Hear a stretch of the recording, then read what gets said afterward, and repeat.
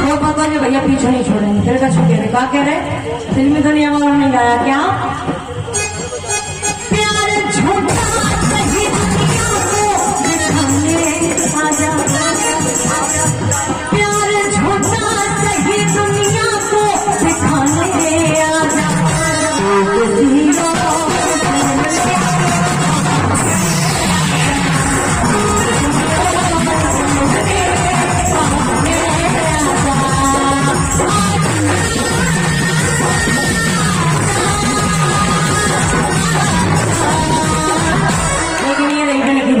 देखो सुनिए जब बाबा साहब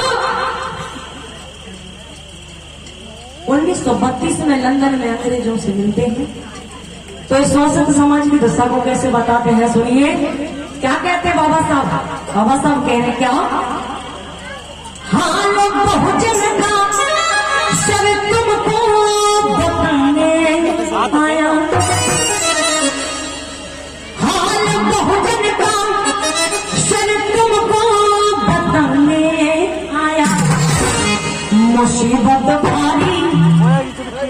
मुसीबत भारी जन जन की सुनाने आया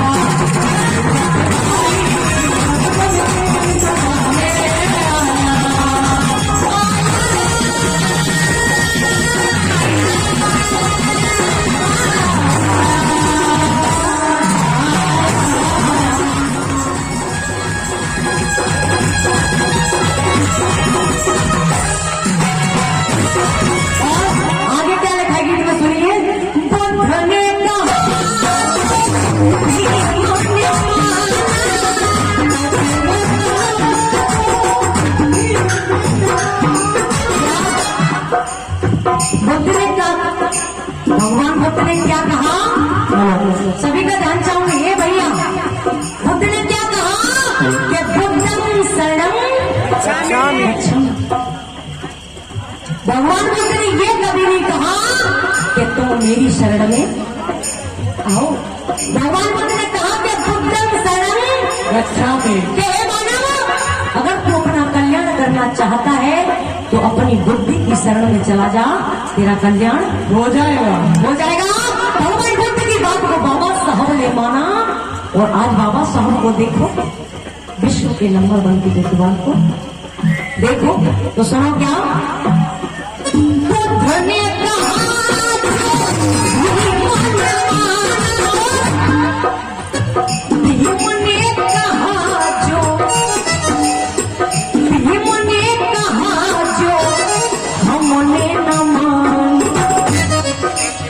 बाबा साहब की बात को माना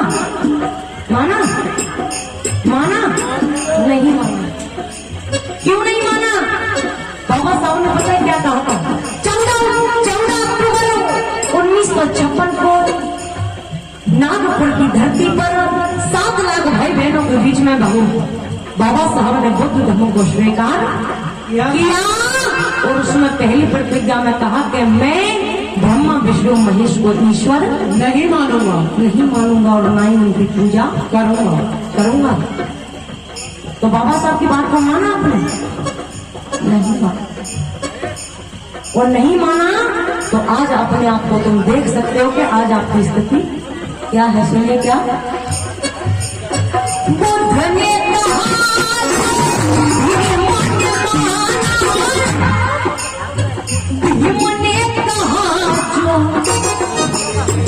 हमने न माना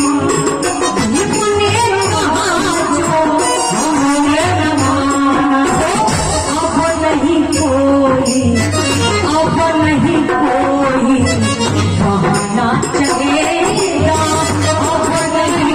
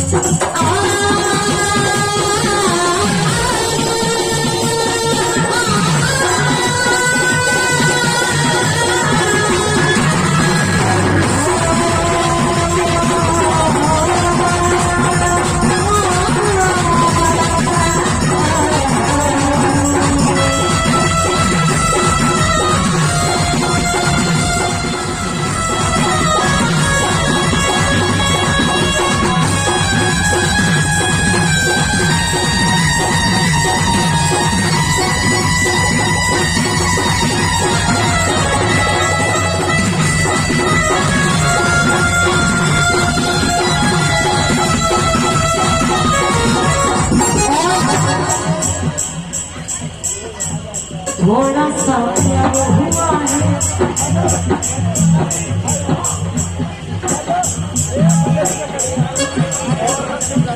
थोड़ा सा प्यार हुआ है, थोड़ा है थोड़ा सा प्यार हुआ है, थोड़ा है बाकी। लेकिन ये नहीं होने की बात है। लेकिन सुनिए क्या, एक बात पूछ रहे, बाबा साहब का मिशन बढ़ गया, बाबा साहब का मिशन बढ़ गया, पूरा पूरा बढ़ गया बाबा साहब का मिशन। अगर ना बढ़ो, अगर थोड़ा कैसे सुनो, थोड़ा सा मिशन बढ़ा है, थोड़ा है बाकी,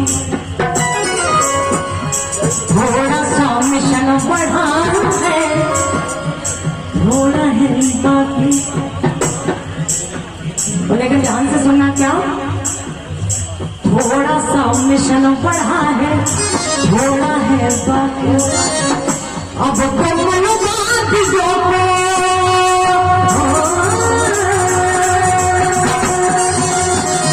अब कमल बातियों को, अब कमल बातियों को सबक सिखाना बाकी। थोड़ा सा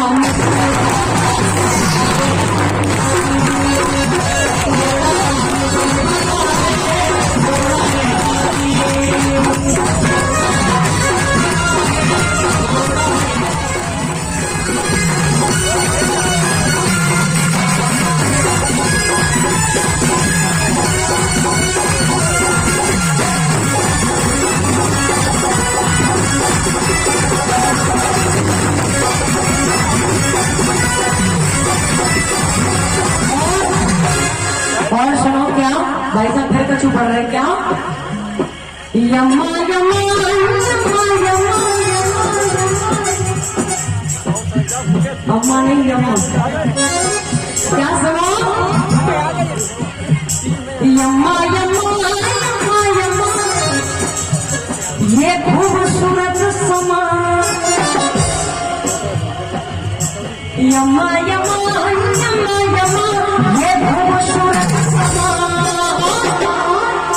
बस आज की रात है भीम की, कल हम कहाँ तुम क्या।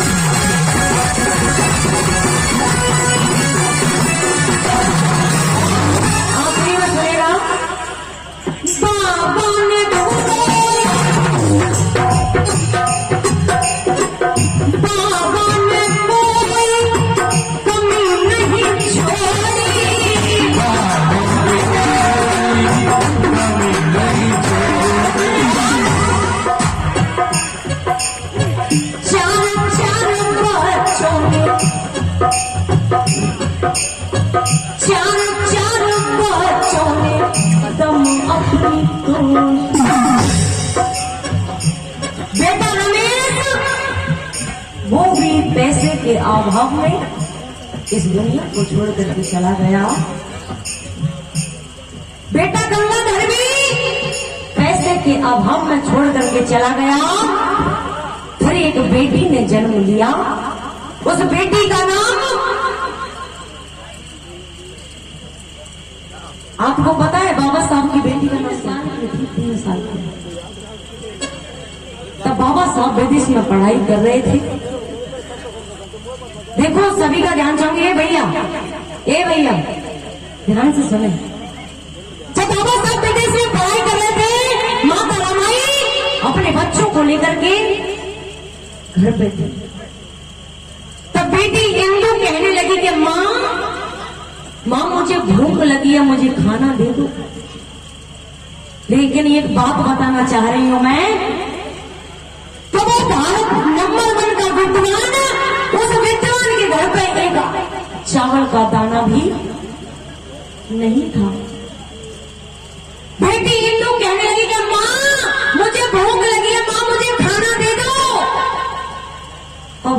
क्या करती, आंखों में आंसू भर के माँ कहने लगी कि बेटी अभी सो जा, मैं तुझे सुबह खाना दे दूंगी, पानी पी करके सो जा। बेटी ने पानी को पी लिया, बेटी सो गई। बेटी सुबह फिर जगी, फिर कहने लगी कि माँ अब तो रोटी दे दो, मुझे बहुत भूख लगी है माँ, अब तो रोटी दे दो। लेकिन माँ भी क्या करे, माँ कहने लगी कि बेटी अभी पानी को पी ले, मैं तुझे शाम को रोटी लाकर दे दूंगी। ऐसे ही ऐसे 3-4 दिन निकल गए। बेटी रोती रही, माँ से कहने लगी कि माँ अब तो रोटी दे दे, मुझे बहुत भूख लगी है। माँ रोटी रोटी, बेटी रोटी रोटी कहते बेटी ने दम तोड़ दिया। फिर 3 साल के बाद बाबा साहब के घर एक पुत्र ने जन्म लिया। उस पुत्र का नाम बाबा साहब ने राजरतन रखा। जब बाबा साहब उस बच्चे को गोद में लेते हैं और उसे बहुत प्यार करते हैं, तो माता रमाई कहने लगी कि साहब जितना प्यार तुम इस बच्चे से करते हो, इतना प्यार तो आपने किसी बच्चे से नहीं किया। तो पता है बाबा साहब क्या, सुन रामो, ये मेरा बेटा एक दिन इस देश पर राज करेगा। फिर बाबा साहब वकालत करने के लिए चले जाते हैं। माता रमाई घर पर, बेटा राजरतन भी बीमार पड़ जाता है। जब वो बाबा साहब के बड़े भाई बाबा साहब को कहते हैं कि अम्बेडकर तेरे 3 बच्चे इस दुनिया को छोड़ करके चले गए, ये तेरा बेटा सबसे लाडला बेटा, वो भी आखिरी सांसें गिन रहा है, मेरे भाई आजा अपने बच्चे को देख ले। बाबा साहब नहीं आए।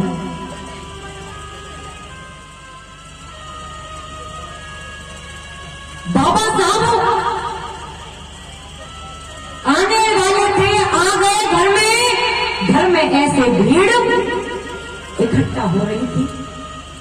तो बाबा साहब ने माता रमाई से पूछा कि रामू ये लोग क्यों आए हैं? कि साहब ये हमारे बच्चे को देखने आए हैं। क्या ये पहले भी आते थे कि आज ही आए हैं? कि साहब आज ही आए हैं। तो बाबा साहब ने अपने बच्चे को गोद में लिया। बाबा साहब अपने बच्चे को देखते हैं, बच्चा बाबा साहब को देखता है और बाबा साहब की आंखों में आंखें डाल के बच्चा खत्म हो जाता है। जब बाबा साहब रोते हैं, माता रमाई भी रोती है। क्यों गांव के लोग कहते हैं कि साहब कुछ पैसे दे दो, बच्चे की कफन की व्यवस्था करनी है। वो बात बताना चाह रही हूं कि उस मसीहा जो विश्व का नंबर 1 का विद्वान, अपने बच्चे के लिए कफन के लिए भी पैसा नहीं था। तो बाबा साहब और रोते हैं। तो माता रमाई बाबा साहब की तरफ देखती और कहती है कि साहब मर्द की आंखों में कभी आंसू शोभा नहीं देते। आप टेंशन ना करें, आप चिंता ना करें, मैं कफन की व्यवस्था करती हूँ। ये बताना चाहती हूँ कि आज ये सुंदर सुंदर साड़ियां आपके शरीर पर। कोई बहन तो ये कहेगी कि ये मेरे भैया ने दिलाई, कोई कहेगी मेरे पिता ने दिलाई, कोई कहेगी मेरे पति ने दिलाई। लेकिन ऐसी बात नहीं है। ये आपको आज पता चलेगा कि आपके स्तर पर, ये आपके शरीर पर ये साड़ियां कहां से आई। माता रमाई अंदर गई। एक साड़ी माता रमाई ने पहन रखी थी। उस साड़ी, सफेद कलर की साड़ी पहन रखी थी। उस साड़ी में भी 17 छेद हो रहे थे। माता रमाई अंदर गई, आधी साड़ी को फाड़ा और आधी साड़ी से अपने शरीर को लपेट लिया और आधी साड़ी को अपने बच्चे का कफन बना दिया। उसे कहते हैं मां। तो बाबा साहब रोने लगे, बच्चे को ले जाने लगे अंतिम संस्कार के लिए। तो माता रमाई ने पता है क्या कहा? अगर माता रमाई की बात सुनना अगर दिल में उतर जाए तो बाबा साहब जोरदार तालियां चाहूंगी कि माता रमाई ने क्या कहा कि ठहरिए साहब, आप कहां जा रहे हैं? कि रामू तुझे दिखाई नहीं देता कि मैं कहां जा रहा हूं? मेरा बच्चा खत्म हुआ है, मैं उसका अंतिम संस्कार करने जा रहा हूं। क्या नहीं साहब, इस बच्चे का संस्कार तो मैं कर लूंगी। अगर आप विदेश नहीं गए तो गांधी एंड कंपनी के लोग हमारे बहन भाइयों की हालत में खराब कर देंगे। तो बाबा साहब कहने लगे कि रामू, मैं तुझ जैसी पत्नी को पाकर के बहुत ही धन्य हो गया। बाबा ने कोई कमी नहीं छोड़ी,